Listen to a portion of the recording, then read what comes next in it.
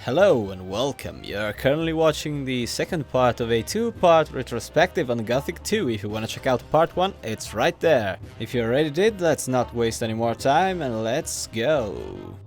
Now that we finally got the letter, it's time to get the Eye of Innos. But along the road we get stopped by this satanic looking dude. Hello sir, there's no Bagginses around here, just wanted to put that out, you know. The Master wants your head. No one can save you now.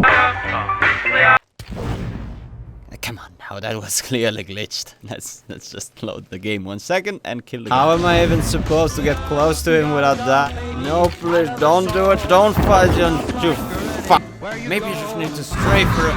No, I got him. Okay, if I just strafe.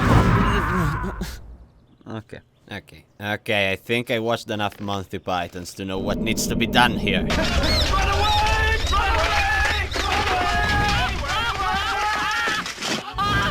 After bravely running away, I find Lester. Hi buddy, is your headache gone? He gives me a teleporting rune and tells me to go meet Zardos right away. I go and he already knows everything about the guys in black robes. They're called Seekers and they're of course the servants of the enemy.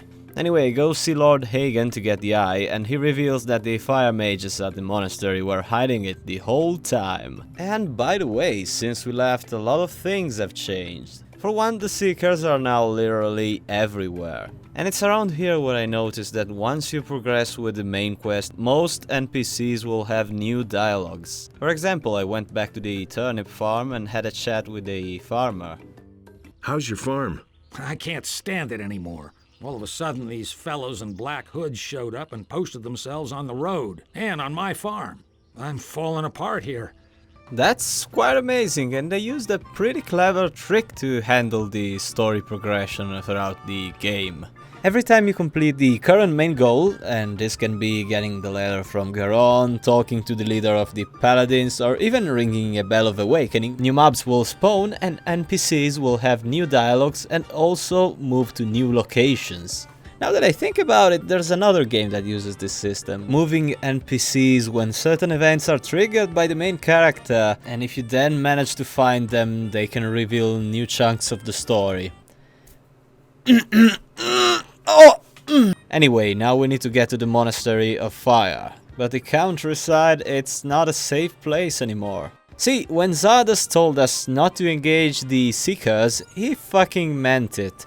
Not only are they extremely dangerous, but some of them can curse you, meaning you cannot rest anymore until you get blessed. And so what happens is that you will end up trying to sneak past them, creating another layer of gameplay that revolves around environmental awareness and stealth. And it's another great feature, and again you need to come back later to kill them.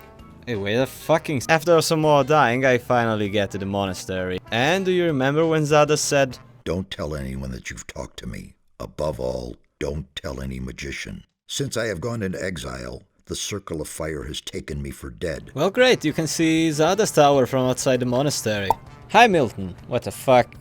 How did you manage to get here before me? Oh well, there's no time to use the brain. Let's go find out the eyes have been stolen. I meet Pyrocar, the leader of the fire mages, and he tells me an apprentice named Pedro managed to steal the eye from this place somehow. You had one fucking job. The other novices tried to chase him down, so now all I have to do is follow a trail of dead bodies. And I'm really glad they specified their health condition. Now, since this time around I played the game like 4 times, I wanted to talk a bit about the magic system. And disclaimer, I still have to see a really good magic system in an RPG that isn't party-based. That said, it pales in comparison to the melee system on a strictly mechanical level. For the most part, it's just glorified archery. Like in archery, there's no manual aiming, it's all automatic, and with magic you cannot miss unless the enemy dodges. But unless the pathfinding fucks up, they won't dodge. The catch is, like in most old school games, that you do not regenerate your mana, so you want to be sure the fight is over before you run out of it. Since it takes time to drink a potion, and when you open your inventory the game doesn't pause. Now there's 4 types of spells. You have missile spells, utilities, summons and AoE. And to learn a new spell you need to spend the learning points. Learning points are the currency you use to upgrade your stats and your skills. You get 10 learning points every time you level up, and that's it. And since with Knight of the Raven you really need to min-max your character, you don't wanna fuck around with experimenting. Especially considering there's a pretty stupid system that doubles and then triples the learning point cost for skills. See, when you reach a certain threshold with a skill or a stat, trainers will double the LP cost, and when you reach the next threshold they will triple it. This is not explained anywhere in the game, and considering there's permanent stat increase items, it really makes the leveling experience kind of a management nightmare. Now, add the fact that making new spells, it's pretty complex, since you need to learn the spell, then find the reagents, then go to a rune table and create the rune, try the spell on an enemy, and if you don't like it, load the game and repeat from the beginning. And at the end I just decided to learn as few spells as possible and instead just upgrade my mana pool. And it's kind of a pity, this could have been easily solved by using the gold currency instead of learning points. But hey, the process to create runes, it's actually pretty cool, and it's inspired by Ultima, so that's a fucking plus to me. But this is more or less what your playthrough as a mage will look like. At first you will just use a missile spell. Lightning bolt! Lightning bolt! Lightning bolt! Then you learn you can summon skeletons.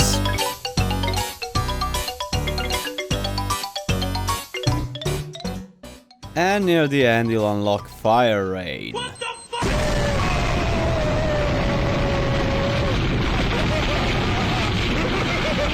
At least this actually makes you feel unstoppable. Yeah, at the end it's not bad, but I really think it works best as a support role for a melee character. Anyway, after following the trail of dead bodies, I get to a Stonehenge looking place where 3 seekers are fucking around with a smoke machine. They have the eye and you're supposed to kill them and take it, and while it may sound like an impossible task, it turns out the seekers are pretty terrible at group fighting. We have destroyed the Eye of Innos, so that it can never regain its power. Get him, lads. And remember, no way you respect. What? Oh, come on, dude. What the fuck are you doing? Oh man, I'm sorry. I'm fucking We've been rehearsing this shit for over a month. Dude, I'm so fucking sorry. I go back to the monastery and Pyrocar tells me to consult Vatras. He's the only one who might know how to repair the eye. I go there and it turns out the only way to repair the thing is to perform a reverse ritual, and to do so we need the power of the 3 gods combined. And this means we need a mage for every god, so Pyrocar for Innos, Vatras for Adenos, and of course Zardas for Beliar. Problem is Vatras cannot leave town until a certain matter concerning the disappearance of citizens from Khorinis is resolved. And here is where the expansion blocks your progression through the main story until you complete it. What follow is you going detective mode and finding out that the survivors of the old camp have kidnapped a citizen of Khorinis and brought them to an unknown part of the island where the ancient city of Jarkandar once was. You find out that Raven, an ore baron and Gomez's right-hand man, has found a temple where the Claw of Beliar, a legendary sword, is buried. With the help of the water mages you go there, and after joining a crew of pirates, you manage to infiltrate the excavation site, and after basically killing your way through the camp you eventually open the temple where Raven is, you kill him and take the claw for yourself. This is by far the best weapon in the game. You can enhance it by praying at Beliar's altars, and it has the chance to unleash a thunder on your enemy's head. And it's unblockable. And seeing how the combat system is all about blocking attacks, you can imagine how big of an advantage this is. Once the day is saved, one of the water mages will go back to Khorinis and help Vatras so he can leave and perform the counter ritual. Now, all we need to do is repair the frame of the eye, and to do so we need to bust Bennett out of jail, the mercenary's myth. He has been accused of killing a paladin Lothar. You just need to go to the guy who accused him and make him shit his pants, and he'll tell you that it was an Nazgul who did it. And don't ask how the Seekers knew that the only guy who could repair the eye was Bennett. Whatever. Vatras tells me that we need to bring the eye there, and also 3 swamp weed plants for the ritual. You just want to get stoned, don't you? Yep. He just wanted to smoke a joint. You know what? Fuck it. Let's party. Oh, it's like being at Woodstock again. Oh, I see the magic. And the eye is finally repaired. Time to regain our lost power and face the dragons. It only makes you talk with dragons, and it forces them to tell the truth. That's it! Before heading to the valley for our last fight, I head to the farm to gear up. And in the meantime, more shit has happened. Apparently half the guys, led by Silvio, decided to leave the farm since there's word that dragons are roaming the colony and there's good money in it for some reason. I also crafted a weapon made of ore and it's nothing special really. I mean, it's good, but okay. On to the valley. It's finally time to face the army of darkness. I'm staying out of it. I'm back. I can see that for myself. Where are the reinforcements? Garond explains that more orcs have arrived and the paladins are fucked and they need reinforcements as soon as possible. After getting some infos on where the dragons are, I set out for the hunt. First, I go to the old fortress where Lester used to live, and Gorn is here. Have you caught anything yet? I'm still waiting. I think there may be something to be had up there in the old rock ruins. There are lights up there at night, and I can hear screams. Maybe it's Lester who's returned to his old ruin on the rock. Can't be. As far as I know, Lester doesn't live up there anymore. Is it intended to be a joke? Is Gorn stupid? Am I dead yet? Anyway, he agrees to help, and so we go up the hill and fight lizards. Giant armored lizards. Yep. They are the army of darkness, apparently, I think. I love this shit. Good for you, buddy. Just try not to pull all of them at once. And I'm dead and Gorn is dead. A couple of loading screens later, I actually managed to get to the top of the tower, and it's finally time to face the dragons. Yet another presumptuous mite who dared to climb my rock. You little humans, so brave and yet so fragile. I shall tear out your entrails and feed them to the rats. Not so fast. I bear the Eye of Innos. You will obey me and answer my questions. Ask your questions. What? Why did he scream?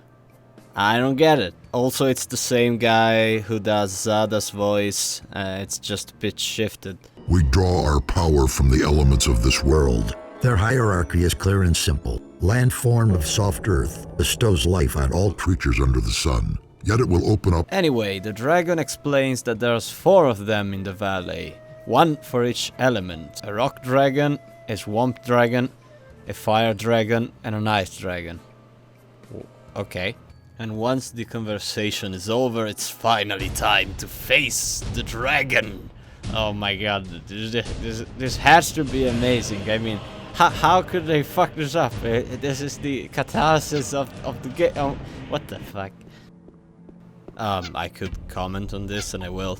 But first, let's ask the developers what they think about this. Mr. Hoge, what the fuck is this? Die Drachen waren scheiße. Exactly. Maybe the worst part of the entire game are the dragon fights.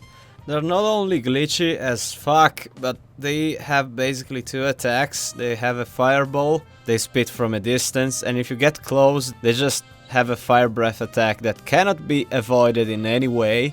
So basically, if you're a melee character only, you're basically fucked. And if you're a mage, you just summon a demon and they basically die. Yep, and that's it. Yep. Still, this wasn't a big deal back then, and since it's kind of the first 3D action RPG, there really wasn't much to compare with in terms of boss fighting, so yeah, they're bad, whatever. The fight lasts for like 30 seconds, I can live with it. So I kill the other dragons, and in the conversation with the Ice One, we learn they are controlled by another entity beside Beliar, beside the god of darkness. Yeah, it's pretty confusing, but it looks like they have someone or something leading the whole army of darkness, and he's hiding in a place called the Halls of Irdorath. And after killing the Ice Dragon, that's pretty much it for the mining colony. So I go back to Garon to report. All the dragons are dead. All of them? So evil has been vanquished forever? No, alas not. Their leader still remains. Weren't the dragons the leaders of the orcs? Yes, true, but they also have their own master. We must get rid of him as well. I damn well can't go. I have to guard the ore, and the cursed orcs are still around as well. You'll have to take care of it yourself. I can't help you. You know, I had just enough of this motherfucker. What would one have to do to open the main gate? For heaven's sake! Why would you want to know that? Well, I'm worried about the safety of the castle. So am I, all the time, believe me. And since I am such a faithful guardian, Garand has finally entrusted the key to the gate room to me. It's a good thing no one knows that I have the key. Ah!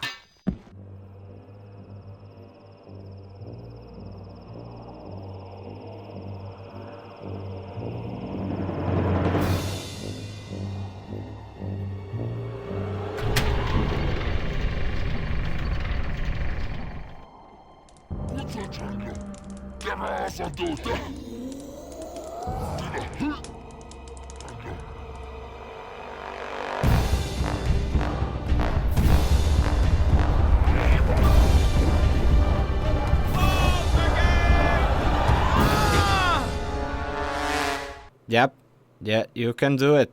Yeah, I just did it. Time to get back to Khorinis and ask Xardas what the Halls of Irdorath are. I go back to his tower, but it's surrounded by giant lizards. Lester, what the fuck is going on? He tells us that Xardas has disappeared and filled the tower with demons. He left a letter, and in the letter we discover that he already knows about Irdorath and everything. The letter tells us to go into the monastery, where we find this whole secret library. There we find a naval chart of the place that turns out to be one of the 4 temples of Beliar. Back in the day, 2 of those temples were destroyed by paladins and the other 2 disappeared. And by the way, if you go around the island during this chapter, you will notice that shit is about to get real, since there's orcs and lizards everywhere now. Another pretty awesome touch. Now, since the island is about to be conquered by the enemy, I gather my buddies and we steal the paladin's warship. Yep, we doomed everyone. I'm the hero. And here we are, and it's endgame dungeon crawling time. And compared to the Sleeper Temple, it's fairly straightforward. I mean, your buddies of course will stay on the ship, they won't help, because why would they? The dungeon overall is pretty straightforward compared to the Sleeper Temple. You'll meet the brother of the Fire Dragon, but he doesn't have anything interesting to say, so you just kill it. You meet a Shadow Lord, and this is just a reminder for the next games.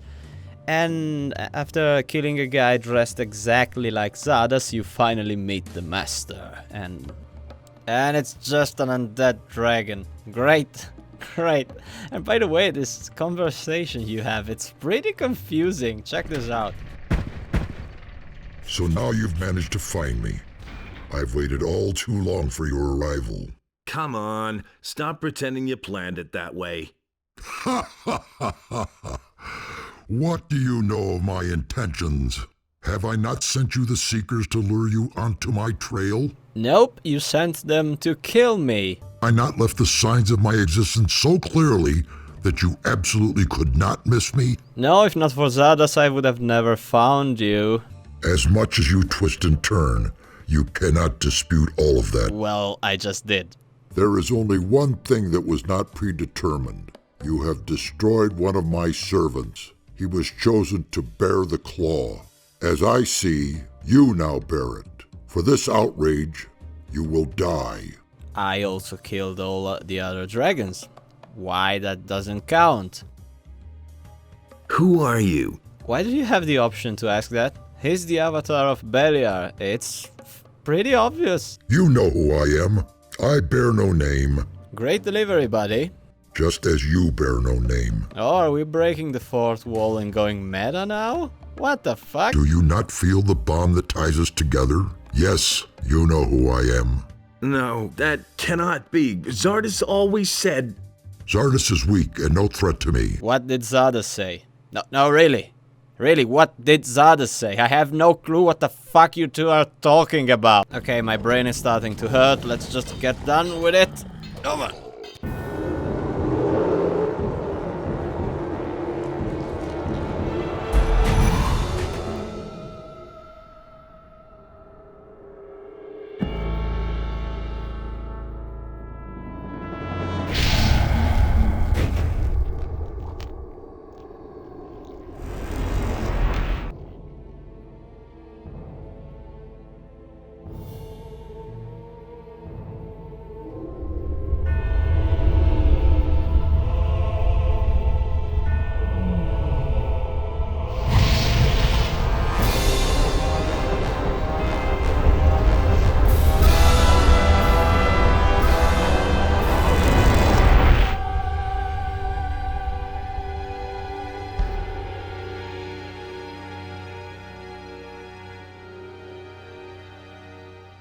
What the hell just happened? Don't care, I guess we saved the world. Lester, start rolling swampweed, we're getting the fuck out of here. There isn't as much swampweed in the world as I'd like to smoke right now. Yeah, same here, buddy. Let's just go. But after throwing up into the chest in my bedroom, Zardes appears again.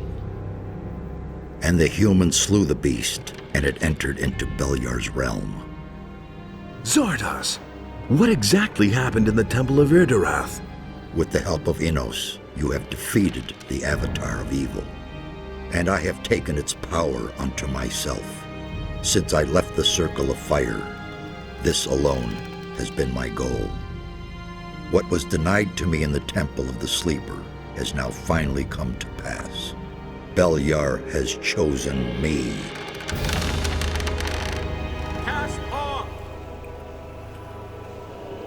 So, you obey the God of Darkness now? No, I do not obey Beliar any more than you obey Innos. Not even the gods know what fate has in store for us.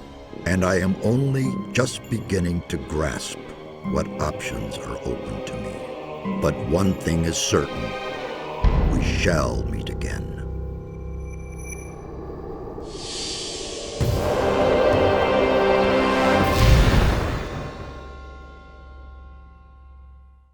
And it's with this pretty cool cliffhanger that we sail into the sunset, toward new adventures. And this was Gothic II. Yes, some of the dialogues are tonally incoherent and the story, while making sense overall, it's pretty confusing and inconsistent if you stop a second and think about it.